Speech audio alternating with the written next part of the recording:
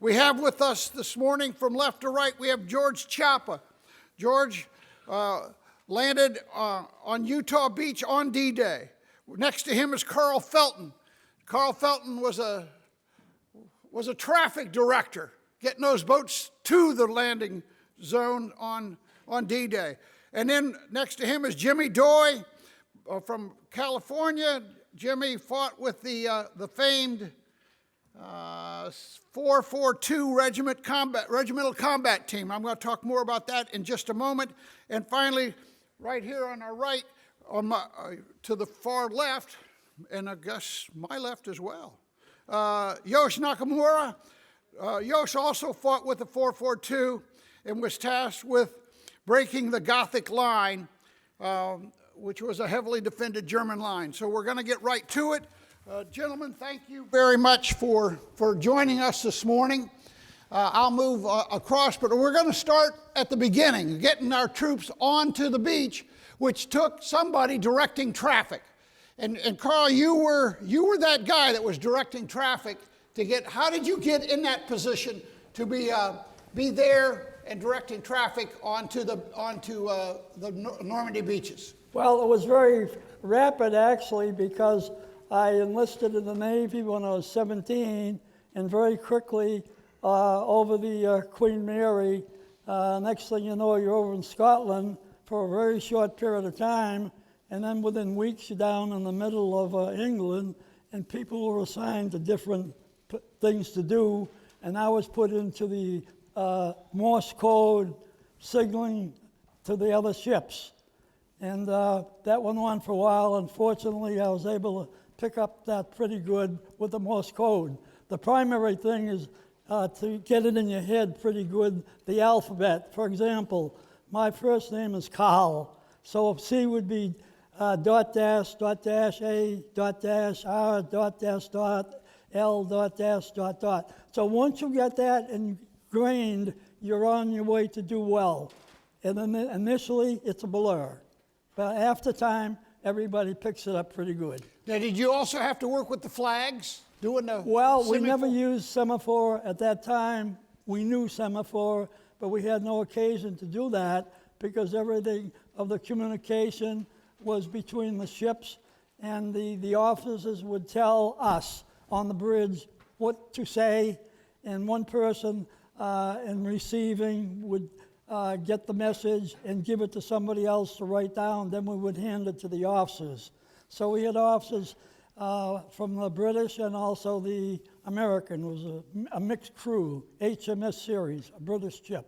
How many ships did you have to direct to get, do you remember how many, because it had to be just very confusing with ships going in and out. Yeah, yes, it was. Nobody really probably knows, except the high command people, how many ships, but there were ships everywhere, everywhere, everywhere. And they left in the nighttime, you know, the day before D-Day, and they sailed over across the English Channel. But with doubtless thousands of ships, one of which before us on the right-hand side happened to hit a mine, and then that turned to the right and eventually sunk. And the ships around that proceeded along because they had other ships designed to take care of survivors who may have to jump overboard. Now, I'm fascinated by the fact that you actually joined the Navy. You couldn't even swim. What in the world were you doing joining the Navy? My father said to me one day, I said, I was just out of high school, and I said, I think I'm going to join the Army. And my father said, did you ever shoot a gun? I said, no. I said, well, I think I'll join the Navy. And he said, can you swim? I said, no. I said, well, flip a coin then, and let God decide. Whatever happens. Well, last question I want to ask you, after all of that, trying to direct all that traffic, tell us, I understand you have an interesting story about coming home. Well, yes. When you leave home and you're away for a long time, you kind of have a shift in your mind, you know. And I will recall this because I'll never forget. You worry, the veterans worry when they're going someplace because they don't know, it's an unknown thing. And they worry not only for themselves, but they also worry for the family at home, because the family at home is worrying about them. Right. So in turn from that, your worry is transferred also to your mother and father and family back home, thinking, oh, they're worrying all the time. So when you got home, what happened to you when you first came back home? Okay, I lied to my mother and father one time, and I told him when the Queen Mary arrived in Scotland, I didn't tell him that. I wrote an email saying I'm in a little island in the middle of the ocean. But to answer the question, you do, and I'm sure everybody does to a certain extent, you feel different. You really do, because war is unnatural. It really is, and it never should exist, period. And it wouldn't exist except for the fact we have dictatorships instead of democracies, where one person or a group of people have control of the vastas. And I will say this, the people who are in the military do not know personally the adversary. Neither one knows the other. And yet they're firing, they have no hatred for them either. If they have anything, they probably have love. But the people on the top of them who are regulating all of that, and that only has because of dictatorships. That's why democracy, as we have it today, has got to continue to exist forever. And I will say one other thing. Following the Revolutionary War, when the 13 colonies came together, there was discord between those 13 colonies trying to make a government for themselves. There was no representation without the taxation, and they were not treated very well. So therefore, the Revolutionary War happened, and eventually the adversary was sent back to where they came from. This is important. And following that, they had the Continental Congress in Philadelphia, the Declaration of Independence, and primary in that one was ratified.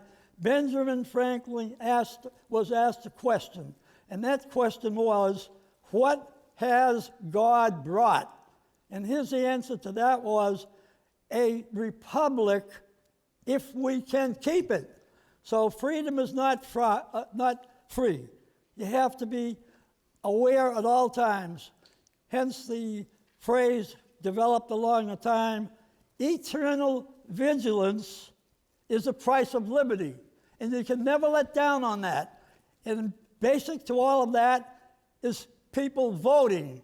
And there's a problem in a way there because most people, including myself, there are so many people lined up to vote, you don't know who they all are. That's right. And it's a difficult situation, but somehow or other, you've got to go through that and make sure you vote the proper people who have the best interests in our nation. Carl, there's no question, you have clearly identified the challenge that we all have today. I've just gone through an election myself, so I fully understand that. With 10 and 20% turnout, they say in a democracy, you get the government you deserve. And if we don't stand up and deserve a great government, then shame on us.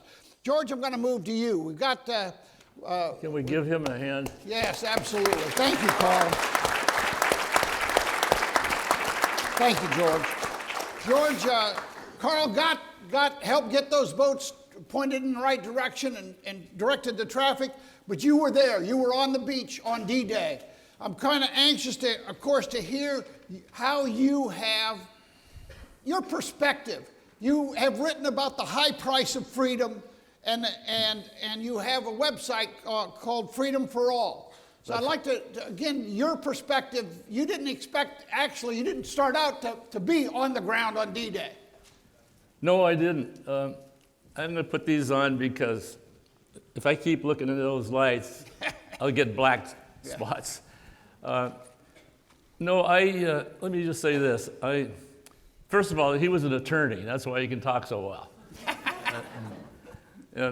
But I turned 17 the same day I graduated from high school.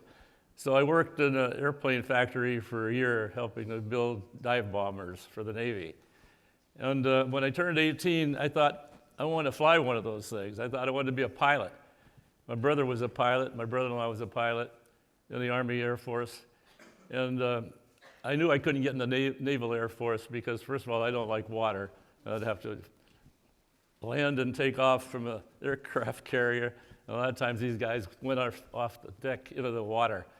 But anyway, I tried to get in the Air Corps, and my eyes were 20/22, so I flunked the test. And the doctor said, well, eat a lot of carrots and come back again and try it again. So I was out there working on these airplanes, eating carrots like crazy. It didn't do any good. I took the test a second time, flunked again. I actually cried when I flunked that second time. I really wanted to get in so bad.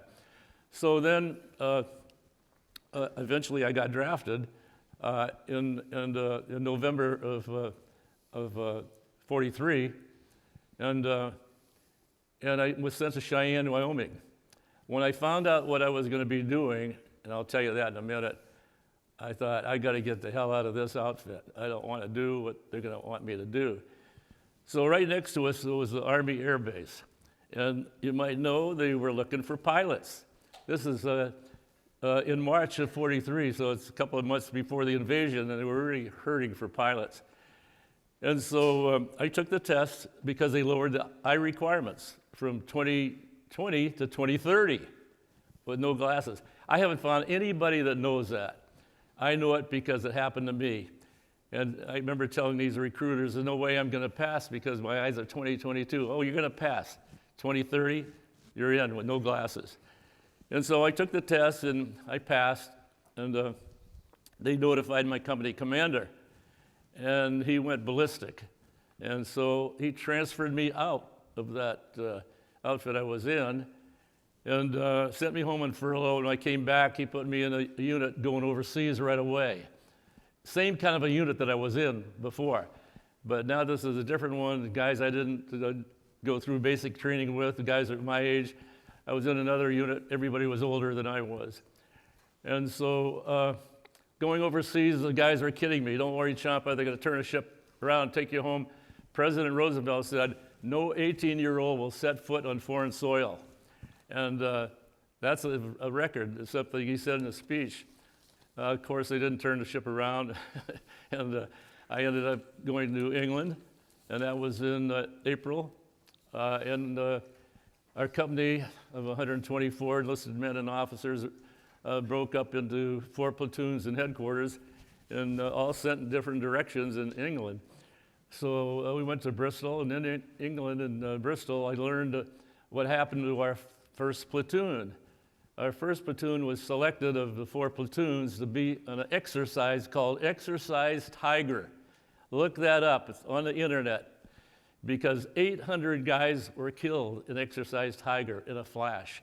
Let me tell you about that. I'm lucky to be here because if my platoon was selected, I wouldn't be here. A German E-boat, first of all, they're practicing a landing. They're getting ready for the actual landing. So they're practicing at Slapton Sands, England. 4 LSTs out there. A German E-boat, they were stationed in Cherbourg, if you know where that is, in France, and they sunk 3 of the 4 LSTs, and our first platoon was on one of them. And so we lost 18 guys and had 6, 18 and 6 is 24, right? There were 24 guys in a platoon. So 6 of the guys, they were all privates, by the way, were survivors. Our first lieutenant, that was head of our platoon, was killed along with the master sergeant, all the non-com officers. We're all lost. Bodies weren't even recovered. And I could talk all day to you guys about that and other things, but I only have like 12 minutes. And so let me just tell you what happened. After we found out about losing those guys, we said, oh man, this is no dry run. And so then we shipped out shortly after that.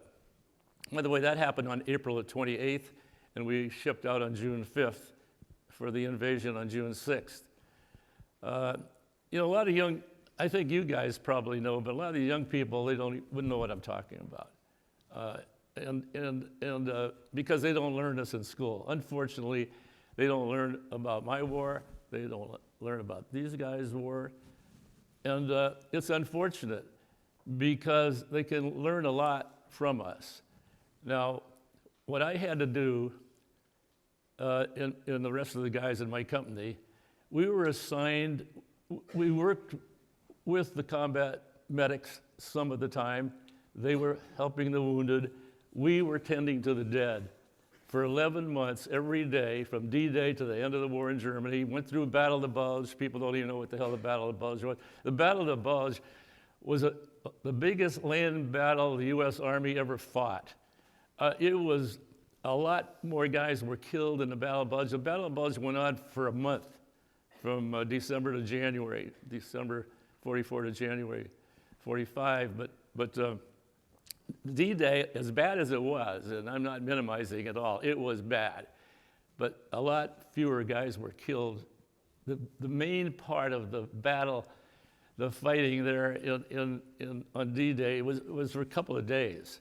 The Battle of the Bulge went on for a month in freezing cold weather, coldest weather in 30 years. And we were handling frozen bodies, which, this sounds gross, I'm gonna say, which was nice in a way, only nice because we didn't have to put up with the stench because they were frozen. And, but in D-Day and soon after that throughout France and Belgium, with the heat, you're dealing with stench, the stench getting into your clothing, and you sleep in your clothing, you don't get to change it. You're spitting all the time because of that stench getting into your mouth. It's a miserable job. Nobody wanted to do it. I didn't want to do it. And that's why I tried to get in the Air Corps. But the doctor told me, you know, if you got in the Air Corps, you might get killed. You know what? I almost got killed 6 or 7 times that I know of doing what I was doing, because we had to gather the dead on the battlefields, and we're in harm's way a good share of that 11 months. So hopefully none of you guys have to do anything like that. You guys and gals out there have to do anything like that. Hopefully we don't have another war. We've had enough wars. These guys that were in Vietnam, you know, I really feel for what they had to go through in the jungles and all, and women and kids shooting at them. And I don't know if you guys know or gals know anything about that, but they had a tough war.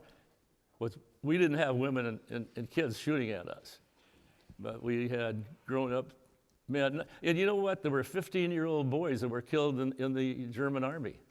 And there's a cemetery right there in France. And if you ever get over there to Normandy and see that German cemetery, their cemeteries are very grotesque. The monuments are brown and they cluster. And if you ever get overseas, be sure to see an American cemetery because they are beautiful. American Battle Monuments Commission is right here, based in Arlington, I believe. They built the permanent cemeteries 2 years after the war, 1947. And they're white marble. From Italy, and they're beautiful. The only bad thing about them that I didn't know for 50 years later, when I did visit France again, I went on a tour, and on that tour, by the way, I had my kids who were then 22, 23, and my late wife had passed away, and I was seeing another lady who was a widow. She's sitting right there. I'm married to now for 25 years. And by the way, let me tell you a funny story about that. One day my doctor said, George, you're going to live to be about 112. And I said, really? And so I go home and I tell my wife, hey, Dr. Glazer said I'm going to live to 112. You know what she said? Guess what she said? Lord, help me, Jesus. So, you know, we've been gone through trials and tribulations all these years. I knew her for 5 years before we got married, so we've known each other 30 years. She was a widow with grown kids older than I, because she got married when she was 18, and I got married when I was 42, and had 2 kids, girl and boy, and their mother passed away when they were 10 and 11. She got sick when they were 4 and 5, had 6 months to live. She had cancer, lymphoma, and so I raised those kids for 10 years, and I think I'm more proud of that than in a way that in my service. But I got them through college on my one salary into Notre Dame for one, and University of San Diego the other, 2 private colleges. So I'm proud of having saved my money to get my kids through good universities. And they're living in Colorado now to get away from me. You know how kids are. They want to get the hell away from the parents as soon as they can, right? Is my time up? No, I was just going to ask you a question about the action that the responsibilities you had of gathering these soldiers that had been killed, and then you had to identify them, and what was that process to figure out? Yeah, we did. We identified them, and we had wood markers. Later on, Grays Air Station came behind us and put in wood crosses, and then eventually after the war, marble. I wanted to just tell them this thing about the marble. I call them monuments. When I went there 50 years later, first time I went back, I didn't talk about the war either, a lot of guys. I didn't tell my late wife anything about the war. I didn't tell my kids anything about the war. When they were 22 and 23 and went over there with me, with Dottie, was my fiance then, she talked me into going, and my kids. And when I looked at those monuments, no date of birth, only the date of death, which was approximated a lot. And that just blew my mind, because I walked around through those graves without my fiance and my kids to wonder if I handled this or that body. And it was a terrible experience for me to do that. But my son said to me, because we were on a bus and had to talk about with the other guys that landed on D-Day, we had to talk about D-Day. And my son looked at me and said, "Hey, Dad, you never told us anything about this." And no, I didn't. And but I really didn't start really talking about it until I became a filmmaker at age 81. And for 14 years, I did 6 documentaries about the high price of freedom. Because guys that did what I did, and the medics don't get enough credit for what they did, handling dying guys, and we saw some of these dying guys that we were getting ready to pick them up and take them back to a temporary cemetery. But actually, they had a tough job, and nobody wanted to do the job. Nobody in the service wanted to do the job that we had, and I didn't want to do it. I broke down one day, and I guess you'd call it battle fatigue, and a lieutenant pulled out his .45 and stuck it in my gut, and he said, "You get your ass back out there and suck it up." Now, that's the way you were treated in World War II. I don't know about the other wars, or the other guys or other units, but that's the way it was in our unit. You do the work you're sent here to do and suck it up. So I did. I worked like a robot. It was very tough looking at guys your own age dead, and even Germans wearing St. Christopher medals. For you, those of you who are Catholic like I am, a lot of these Germans were Catholics, and they were wearing Christopher medals. Well, as I understand it, you guys picked up not only American dead, but you also picked up the German dead because they didn't pick up their own. That's right. They didn't pick up their own. And there's some German permanent cemeteries in France now. They didn't take them back to Germany. But it's sad to look at the German cemetery and see that because they do have the date of birth, to see the 14-year-old kids in the German army that were shooting at us. Yeah. Well, thank you, George. Thank you very much for what you did for us.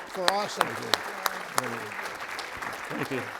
And I can assure you, the families of those soldiers greatly appreciate the care you took of their loved ones. Thank you very much, George. We're going to move now to Jimmy. Jimmy, well, let me tell the folks here about the 442.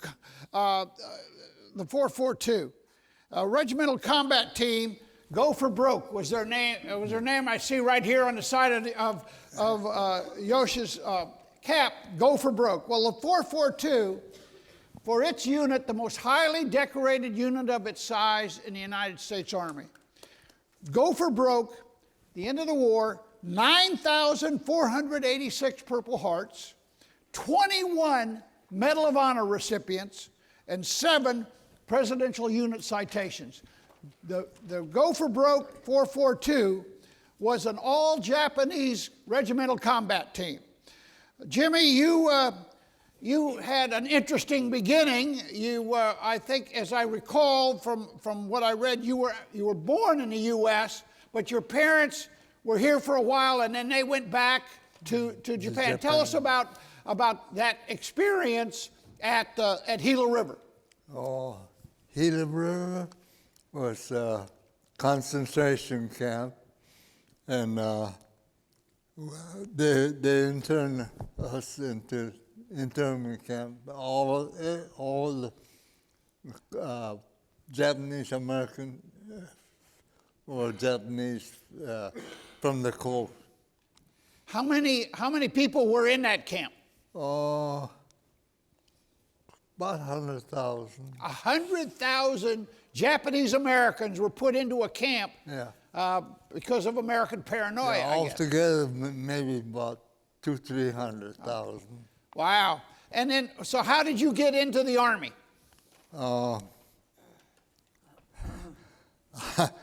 They drafted me. You got drafted out of the Gila River camp? Yeah. Oh my goodness. Well, I went to Chicago, and they drafted me from there. And when you were drafted, you went through boot camp. Then where did you go? went to France and Italy, mostly Italy. Mostly Italy. And now, were you part of any of the landings, or No. did they bring you in after the landings? After the landing. And where did you fight in Italy? All the way to the Swiss border. Oh my goodness. And then, so what I'm trying to, after the war, did you come back right away, or did you stay? I re-enlisted. You re-enlisted? I went to Japan to look for my mother and father. And I found them. They were in Hiroshima that day that the bomb. Oh my gosh. And they just came home, sat down, taking off their shoes when they went off. Oh my! Were they injured? No, Obviously they no. weren't killed, but were they injured? No, they just they're sitting down, taking off the shoes, and the bomb was 5 miles away, but the blast knocked them to the ground. So but they're safe. Now, did you make a career of the Army? No, I re-enlisted so that I could go look for them. Okay. Now, But I saw him sweeping outside the group. I said, "Hi, Pop." was he? I'm sure they were surprised to see you. No, my mother was sick in bed, but then, well, when she heard that I was there, she came running out. Oh, I'm hugged sure. me. Now, do you have brothers and sisters? Oh, yeah. And my other brother was, he was in Europe too. Okay. Okay. And what year did you come back after the war, or was the war still going on when you? No, after the war. Okay. And then you returned home and you went to Georgia, I believe? Yeah, well, first went to Chicago. Okay. Then from there, I went to Georgia to work. So tell us a little bit about the 442. Oh, it's a proud regiment. It was all Japanese, were there? All Japanese American. And boot camp, were you in an all Japanese unit in boot camp as well? Yeah, Camp Shelby, Okay. Mississippi. And but then I was back east, so they sent me to Camp Landing, Florida, and we trained there. Now, when you shipped out to go to war, Yeah. did you go to England first and then? Yeah, Scotland. Oh, Scotland. And then cross the channel Uh-huh. to France, Le Havre, France. what is your most vivid memory of the war itself? You just hide. Just try to stay alive. Yeah, stay alive. That's right. Something that all of us try to do. Well, thank you very much, Jimmy. Thank you for your service. Thank you for, you endured some privations at Gila River, but you were obviously successful. It was a desert. Gila River, a desert, just plains, the cactus all around. But how long were you there? couple of years. Couple years. And you were separated from your family? Yeah. All of that? I live with my brother. Oh, okay. Yeah, my mother and father, they were in Japan. They had gone back already. Okay. Well, again, thank you, Jimmy. Thanks for your service.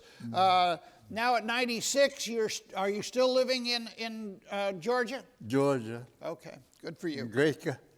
Great. It's a grace. Yosh, you too were at Gila River. Do you? And although you did not know each other, you've told me that you actually you had Jimmy sign your yearbook there at Gila. Yes, apparently we met and I had him sign my annual. So it's his handwriting, and so we made the connection, but we weren't friends at the time. Now, and then you joined. Did you join the Army, or were you drafted out of Gila River? Well, let me say that when we were at draft age, eligible age, we were required to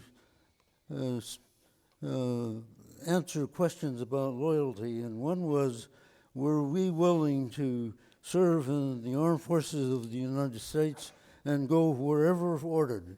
And when I said yes, I figured that when you consider that we're behind this enclosure in a prison and deprived of your constitutional rights, I don't know how many people would say, yes, I'll fight for the country that has imprisoned me. But we had a higher values of what we were, and we wanted to show our loyalty. So I said, yes, I would be willing to serve in the armed forces. And the other question, which really puzzled a lot of people, and it really goes to the heart of why we were interned, is were we willing to forswear our allegiance to the Emperor of Japan?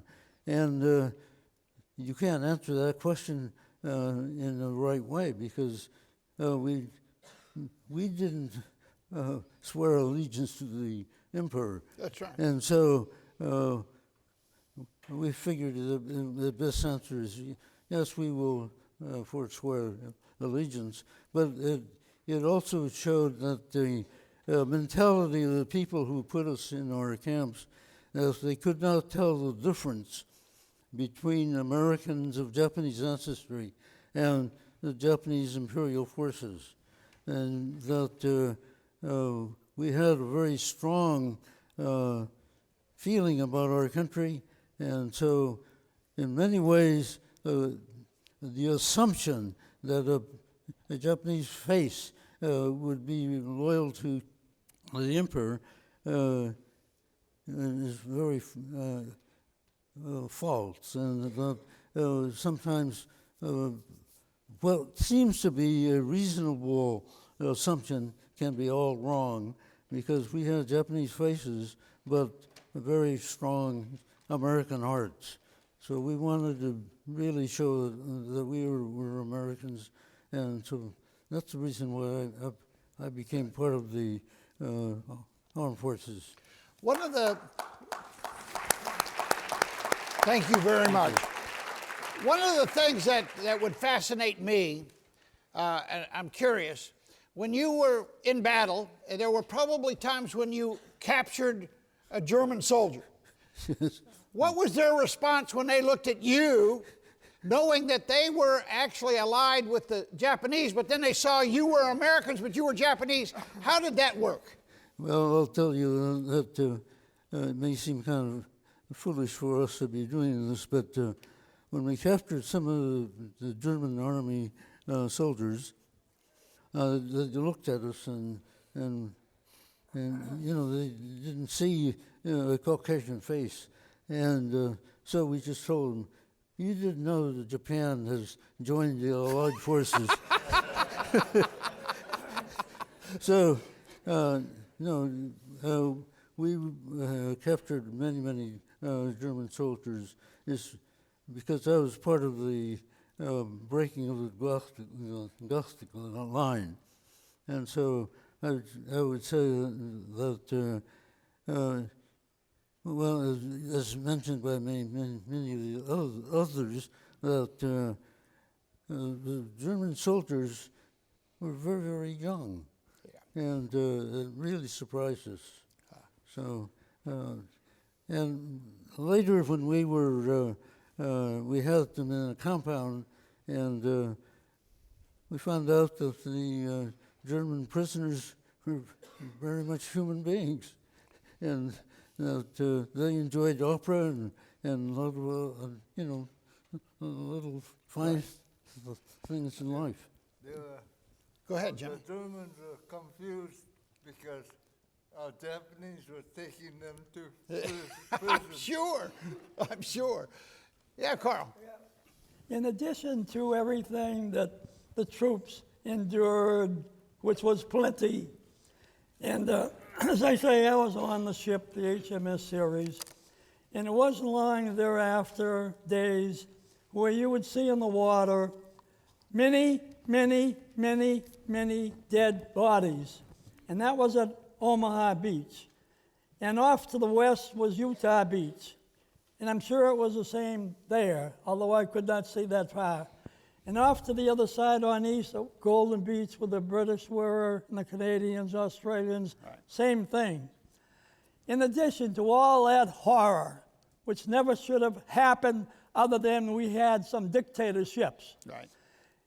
I would say one comment also, the British individuals, the French individuals, the Holmes who were living there, they were left in shambles. And a little story I would like to say, it's very sad. After the war was over, I had occasion in Plymouth, England, to be walking along. A young girl, whom I learned later, was 17 years old. She was sobbing. Her face was forlorn. She was just obviously upset. She walked slowly as I was approaching also, and we gave each other a mild smile. And I asked her, what was the matter? And she said, my mother is no longer here. My mother was killed in an air raid. My father is gone somewhere. I do not know where now. I have an older sister. I don't know where she is now either. She told me she's presently staying and being taken care of by a neighbor. And she cried convulsively to me in my arms. And I hugged her too. And quite frankly, tears came to my eyes also. So you must remember, the troops went in under great surge. Horrible, horrible, horrible. Never should have happened, and would never have happened if we had universal democracies. But there are those amongst us within this country and outside would like to change that and change it to their form of government, socialism, and dictatorships like that. I don't know what the answer is to that, but I mentioned the word voting. And when I mention the word voting, I don't simply mean the word voting. I mean informed voting. Right. And that's very difficult to come by because people have their own individual lives. They have to go to work, they have the family and everything else. then the elections come up, all kind of names. It's hard to find. It's perhaps easier to find when people are already in office and they do things which are not in the best interests of this country. It's somewhat easier then. And I will say one other thing. To every veteran that was in the service, they do not come back the same way. I was discharged from Boston, Fargo building, and at the time I wasn't thinking too much, but I got on the train. I lived in the suburbs, went on the subway for a while, got off that, got on a bus, then I had to walk a half a mile. More and more as I walked along, I felt increasingly a different person. I felt detached from my own family. I was afraid to go home, quite frankly. And when I approached my home to ring the doorbell, I didn't do that. I turned around and I walked around the neighborhood several times, afraid to go home because I didn't know what to say. And finally I said to myself, I gotta go home. I can't keep this walking around, and I did. And I finally went home, and I didn't know, my main thing, I didn't know what to say because I felt a different person. I felt a new person. And anyway, when I went in, my mother and father, brothers and sisters, changed all that with the hugs. And I turned out that I didn't have to say hardly anything because they did. Well, we thank you very much for your service.